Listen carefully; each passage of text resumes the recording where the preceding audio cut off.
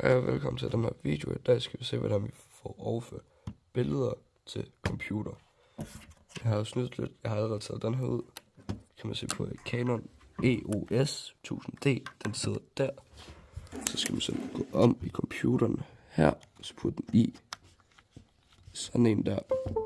Så burde man få det der. Så skal man gå ind i der. Og så skal jeg skrue ned her. Skal jeg finde der er den. Det er den. Dobbeltklikker, og så gør jeg sådan her. Trykker på kontrol. Skal man lige være sikker på, at det gider sådan med kontrol C. Kontrol C for at kopiere. Så hvis du vil have dem ind i... Jeg har lavet sådan en mappe her, fordi jeg har trykket på det.